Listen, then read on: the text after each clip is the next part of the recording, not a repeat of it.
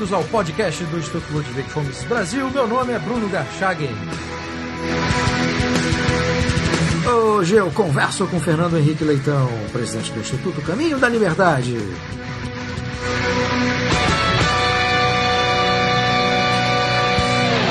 Seja muito bem-vindo, Fernando. Muito obrigado, Bruno. Satisfação falar com você, satisfação poder estar aqui no seu podcast. Obrigado. Fernando, você é presidente do Instituto Caminho da Liberdade de Cuiabá. Exato. E o Instituto vai realizar no próximo dia 20 de agosto o segundo ciclo de palestras pela liberdade. Exato. O que vocês pretendem com esse evento? Qual é o objetivo de realizar um evento voltado para as ideias da liberdade? Bom, Bruno, para que eu possa falar do evento, desse segundo evento, eu vou recuar um pouquinho até e já falar da razão do Instituto, que é ele que vai até traduzir exatamente o que a gente pretende com esse evento do dia 20, no qual, orgulhosamente, o teremos como palestrante aqui em Cuiabá.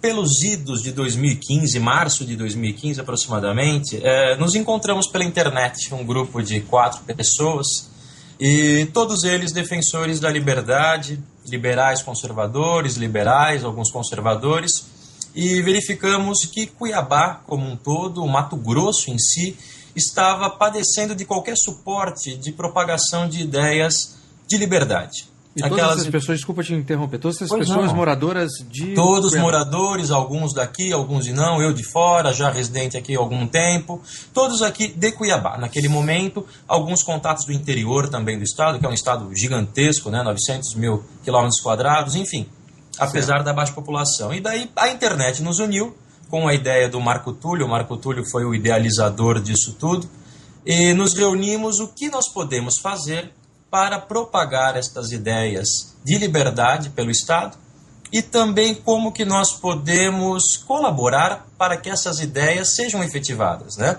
Aí eu lembro sempre do Mises, o pessoal até pega no meu pé que eu sempre repito a frase, né? Ideias e somente ideias podem iluminar a escuridão. Então nós decidimos ir para aquele... Por que vocês não fazem nada? A gente dizia para nós, né? Então vamos fazer, vamos espalhar as ideias. Fizemos o Instituto. E a ideia do Instituto, e que vem agora com esse segundo ciclo de palestras, que será agora no dia 20, como você disse, é ideais liberais e conservadores serem espargidos na região. Não que não cheguem pela internet, a internet sem dúvida facilitou bastante isso, mas ainda nós padecíamos hoje nem tanto, de algo concreto, que defendesse a propriedade privada, liberdade econômica, uma menor intervenção estatal, seja através de menos impostos, menos regulamentação, menos burocracia, um Estado não tão hipertrofiado, defendendo ao fim a meritocracia. E não tínhamos, de uma forma palpável isso aqui ainda, apenas discussões pela internet. E daí surgiu o ICL, fizemos o primeiro evento e agora, em 2016, faremos o segundo. Esta que foi o nosso surgimento, o quem somos nós, basicamente. Tá, e no caso do objetivo do evento é apresentar para um público maior essas ideias, essas discussões? Exatamente, porque o primeiro evento ficou um pouco mais restrito, um público um pouco mais restrito, nós tínhamos continuado, nós começamos em março e conseguimos fazer o primeiro evento em junho. E agora, o objetivo é trazer a outras pessoas, que não só as que já estão habituadas com ideias liberais e conservadoras, fazer com que essas pessoas compreendam o quadro atual do Brasil, o quadro de corrupção, de onde vem, por que vem, o que está acontecendo e como nós podemos, de uma maneira efetiva, combater isso, né? Sobretudo com a redução do Estado. Aí falo com o autor de para acreditar no governo. É justamente isso que a gente quer fazer. Parem de acreditar no governo. Parem de qualquer coisa, qualquer dificuldade que vocês tenham, pedir o Estado tem que dar. Eu pago imposto. A lógica não é essa. E é justamente isso que a gente quer fazer. E nós, assim, primeiro somos um amálgama, né, de liberais e conservadores. A gente passa ao largo de celeumas que possam haver internas entre esses dois grupos. E queremos abarcar todos os perfis possíveis. Desde aquela pessoa mais simplória que faz a sua venda no seu pequeno comércio de bairro, até o grande empresário e, por incrível que pareça, muitos funcionários públicos e que estão revendo suas posições após terem contato com essas ideias. O primeiro evento que vocês realizaram, qual era o tema, quem foram os palestrantes, ou quem foi o palestrante, Fernando? Bom, foram 3 palestrantes e foi denominado o primeiro ciclo de palestras pela liberdade. tivemos aqui a presença do Adolfo Saxida, Grande Adolfo, do Fábio Osterman, também conhecido, Isso. E do Joel Paese. Joel Paese é um professor universitário, liberal conservador, propriamente conservador, da instituição federal aqui de Mato Grosso, de Cuiabá, a UFMT, e por incrível que pareça, ele desenvolve dentro do Instituto de Ciências Humanas e Sociais um trabalho de estudo de Russell Kirk, de Edmund Burke, e ele faz um trabalho ali fenomenal para grupos menores por enquanto, e foi o terceiro palestrante. O mote foi justamente esse: liberdade econômica, menos intervenção estatal. Foi demonstrando como, e as palestras do Adolfo e do Fábio sobretudo, um viés mais econômico, e a palestra do Joel, o Joel Paese, uma questão um pouco mais, digamos, moral, sobre essa questão econômica e também comportamental da população.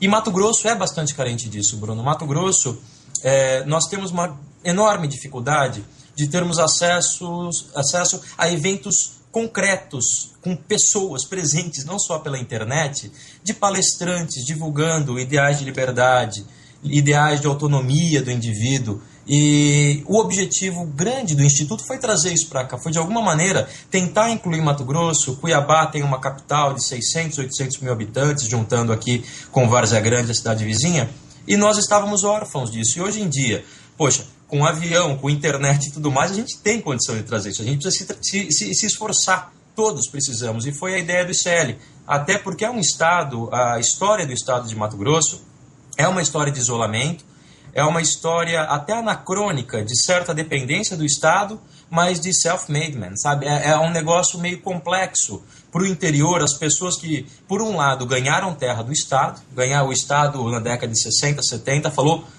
ocupem, vão e desmatem. E a pessoa chega aqui sem nada, na época sem muitos incentivos ainda, e ela tinha que se fazer. Então ela ganhava a terra do governo e ao mesmo ponto ela precisava ser independente do governo. E ainda hoje nós vivemos essa grande dificuldade aqui no estado, acredito que não só aqui, mas aqui talvez por esse isolamento histórico de 300 anos que a gente passou até a década de 70 aproximadamente, se desenvolveu uma mentalidade pessoal bastante, digamos, eu ia dizer o termo só conservadora, mas liberal conservadora, e essa necessidade das pessoas lidarem consigo próprias e resolverem seus problemas. Mas hoje em dia, como todo país, né, tem obviamente aquela difusão de ideias de vamos depender do Estado, dos políticos, da política, né? O Instituto foi criado quando? O Instituto, nossa primeira reunião foi em março de 2015. Então nós temos aí pouco mais de um ano. E o primeiro evento foi super rápido, a gente conseguiu se organizar celeremente. Foi em março de 2015, o primeiro evento foi em junho de 2015, e agora em agosto de 2016 nós estamos fazendo o segundo evento.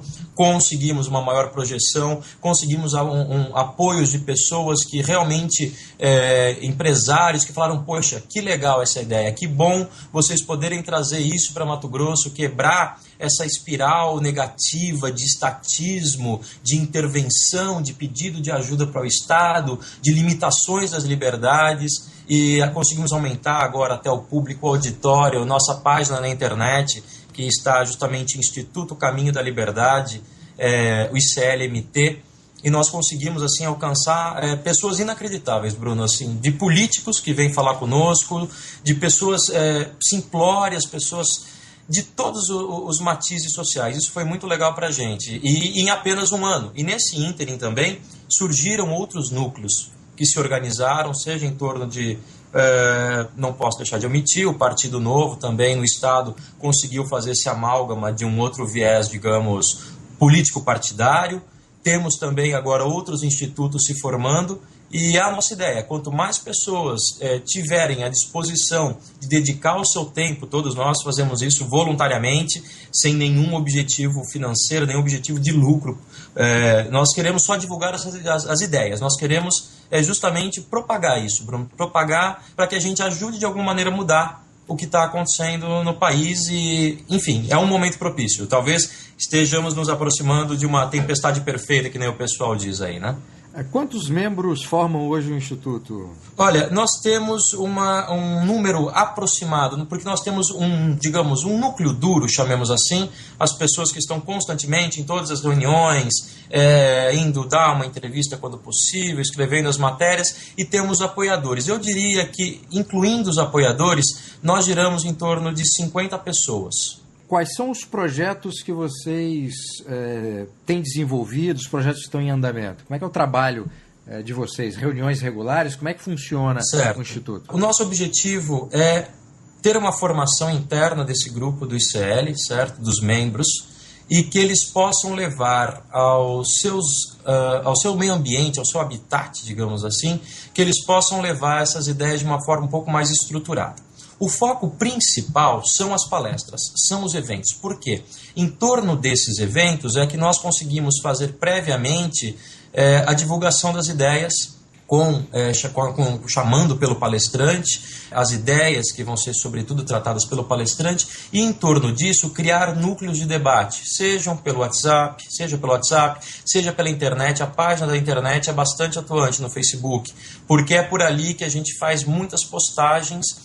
E, quando possível, também tentamos levar essas ideias a outros grupos.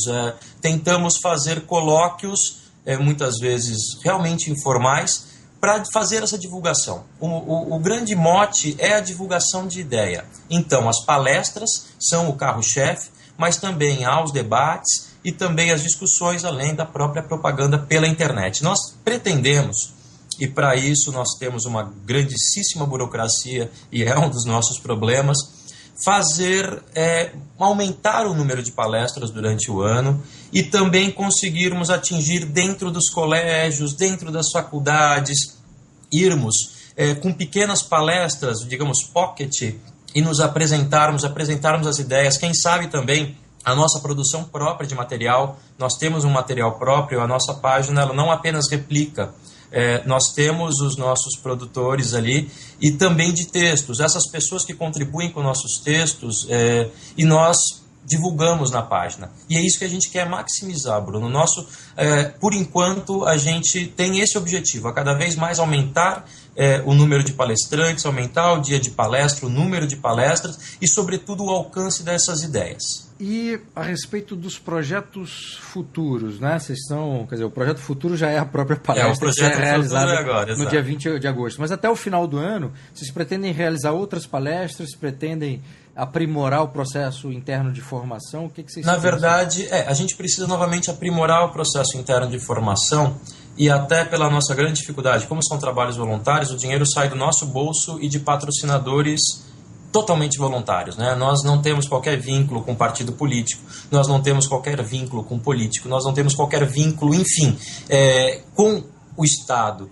Então a gente sofre um pouco porque nós precisamos conseguir demonstrar para esses investidores também como é bom para eles, né? Esse processo interno, como isso é interessante, como eles podem nos ajudar e nós também os podemos ajudar. A gente quer aprimorar esse processo interno porque o objetivo é aumentar o número de palestras por ano. Apenas uma palestra anual é realmente um número pequeno. Só que daí nós temos a dificuldade justamente de sustentar, de bancar mais que uma palestra, que seria o ideal, 3 palestras por ano, que não confrontassem com os grandes eventos, trazer lançamentos de livros de escritores liberais, conservadores, trazer para as livrarias locais, para os centros de eventos local, com palestras, com a venda dos livros dessas pessoas. Enfim, para isso nós estamos agora o segundo ciclo, né? Já está sendo um pouco diferente disso, uma magnitude maior, e para o ano que vem a gente pretende tentar fazer 3 eventos ao ano, de uma maneira efetiva, e também com palestrantes de renome nacional, assim como possíveis lançamentos de livros e essas incisões mais cirúrgicas, pockets, em algumas situações. Você citou esse paradoxo aí que faz parte da formação, né, do Mato Grosso, Fernando. Essa coisa, ao mesmo tempo que recebe terra do governo, desenvolveu, até por necessidade, um espírito empreendedor, que as pessoas tiveram que tocar a própria vida, né, sem ter outro tipo de incentivo além desse grande incentivo que é receber terras. Eu queria saber, então, qual é a situação das ideias da liberdade No Mato Grosso, você pode falar especificamente de Cuiabá, mas eu queria saber, na região aí, qual é a situação das ideias da liberdade? Quer dizer, porque no fundo a criação do Instituto Caminho da Liberdade já é parte de um processo de mudança, acredito eu, no plano interno, né? Como é que era num passado recente e como é que está agora? Olha, Bruno, eu posso falar pelo Mato Grosso inteiro porque, em virtude do meu trabalho e também da minha área de atuação como advogado, que é o direito ambiental, eu tenho um contato muito próximo com vários rincões do estado, cidades que ficam a quase 1.000 quilômetros de Cuiabá, 900 quilômetros de Cuiabá, para você ter uma ideia. Em todos os produtores rurais, que é o principal grupo, né, produtor de riqueza do estado, em todos os produtores rurais tem esta ideia de agir independentemente do governo, tentar fazer com que o governo não atrapalhe. Isso acaba sendo sentido também pelos funcionários, pelos prestadores de serviço e pelas cidades. As cidades do interior, sobretudo, elas se desenvolvem em torno do agronegócio. E o agronegócio, ele se desenvolve em torno da liberdade e do mérito. É isso que é a grande dificuldade, apesar de sabermos de alguns incentivos, sim, apesar de haver produtores de todas as características, mas a maior quantidade deles se empenha nessa construção própria. Faltava, no entanto, falta ainda esse aprimoramento, como eu posso dizer, das ideias de uma forma mais clara para que essas pessoas realmente não esperem mais nada do governo. Essa quebra do vínculo, a quebra do medo de depender do Estado, isso aqui, tanto quanto no interior, é o grande medo. As pessoas têm, sim, eu tenho percebido nos últimos anos, eu já estou aqui há muitos anos, há mais de década, e eu tenho percebido uma mudança muito significativa, mas ao mesmo tempo em que as pessoas têm percebido, têm recebido bem e percebido a necessidade de liberdade e independência estatal, nós tivemos paralelamente o crescimento de grupos mais radicais de esquerda e de estatismo que antes não havia por aqui. Então, hoje é um cenário muito propício, acredito eu, tanto em Cuiabá, nas universidades privadas e públicas, as ideias têm eco. Recentemente, acho que foi o Estudantes pela Liberdade promoveu também um evento dentro da UFMT e teve um comparecimento significativo. Os produtores rurais querem independência do Estado, não querem aumento de tributos, porque a gente está com uma dificuldade local que o Estado começou a ficar deficitário e para pagar aumento dos funcionários públicos, eles querem aumentar a tributação sobre a soja, que é o grande carro-chefe do Estado, que tem uma tributação muito baixa ou é isenta, tudo depende de casos específicos. Então a gente está tendo esse embate constante de, um lado, querer aumentar justamente o funcionalismo público, uma reposição de inflação e aumento do funcionalismo público, por um lado, e, por outro lado, de onde eu tiro esse dinheiro que não sai do nada? Do produtor rural.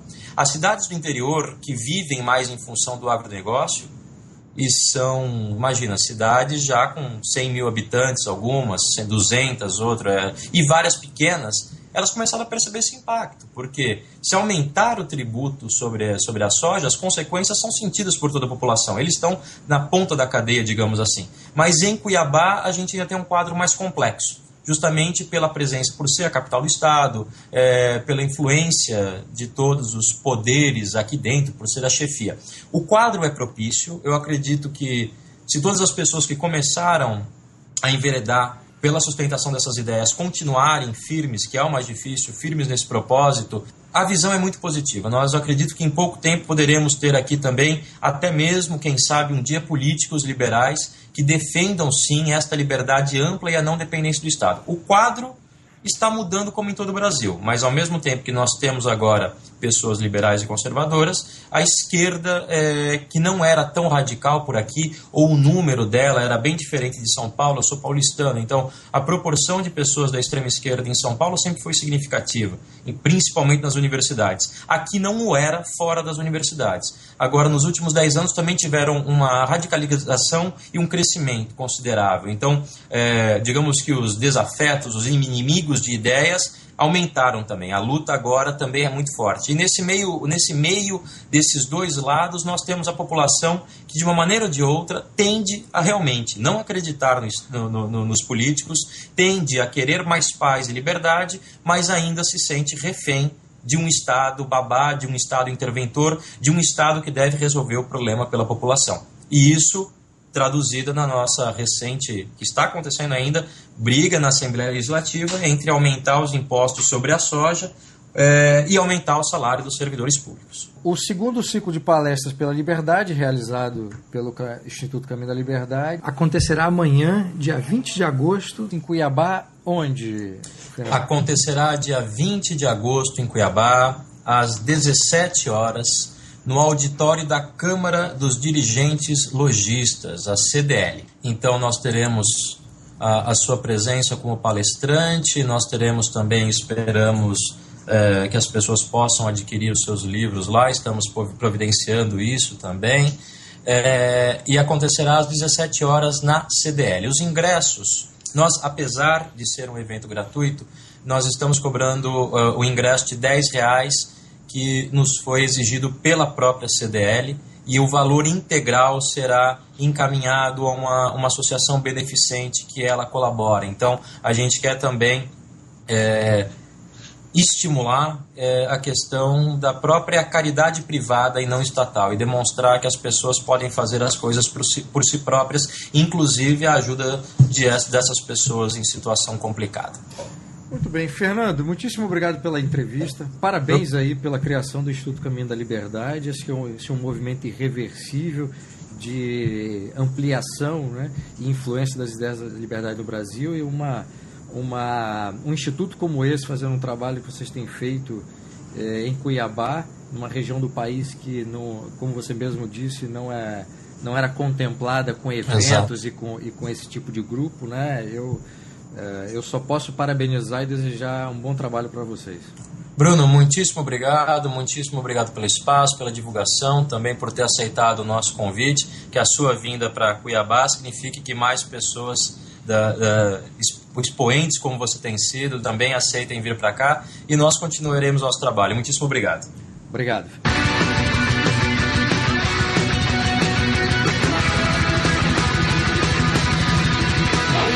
Esse foi o podcast do Instituto Ludwig von Mises Brasil. Meu nome é Bruno Garchagen.